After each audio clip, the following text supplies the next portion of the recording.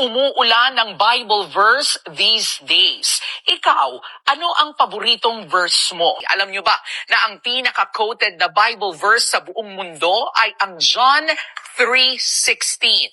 For God so loved the world that He gave His only begotten Son, that whoever believeth in Him should not perish but have everlasting life. Ito naman, ang shortest verse sa Bible. Jesus wept. Dalawang salita lang po yan na matatagpuan sa John 11:35.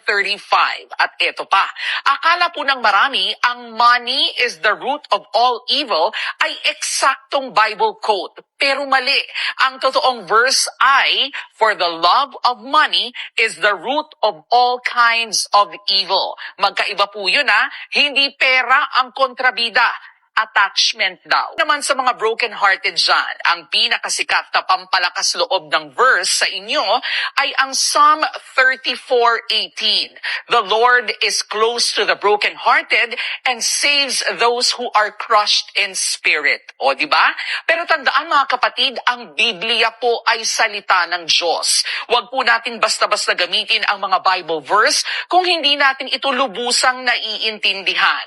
Hindi lang yan panghugot o pang-caption sa Facebook. Dapat mula yan sa puso. Kahit sa Senado ngayon, naririnig na natin na kinukot ang Bible sa mga Senate hearings at ngayon sa national television naman.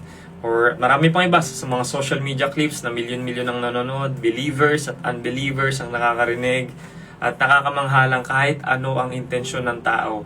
Kayang gamitin ng Diyos ang kahit anong platform para marinig ang kanyang salita. But He can even use our corrupt mouth to proclaim His word because the power was never in the messenger. Tandaan po natin, the power is in the word of God itself. Sabi nga ni Paul, for which I am suffering even to the point of being chained like a criminal. But God's word is not chained. Maaaring may mga taong gumagamit ng Bible para sa politika, para gumanda yung imahe nila. Pero yung tandaan natin, God is sovereign.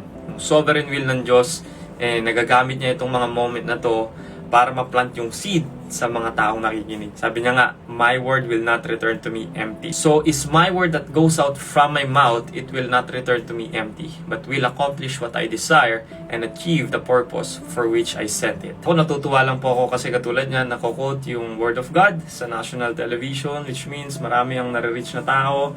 No? Alam naman natin, hindi mawawala po. May mga taong ginagamit yan para pabanghin yung pangalan or may sariling agenda.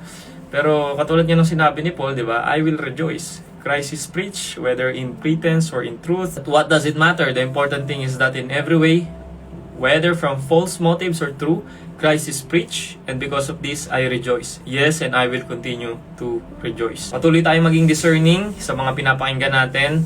Sinabi naman ng Panginoong Hesus yan, na by their fruits, you will know them. No? Pero tandaan natin, the gospel does not depend on the purity of the person. No? Hindi nakadepende ang kapangyarihan ng gospel sa taong nagpo-proclaim nito. No? Its power comes from God Himself. Sa Diyos mismo nanggagaling yung kapangyarihan yan. And tandaan natin na hindi perfect ang messenger, pero perfect pa rin ang mensahe. Dahil ang salita ng Diyos, kayang tumagos niyan kahit sa pinaka magulong lugar, kahit sa pinaka matigas na puso na meron ng tao. Amen?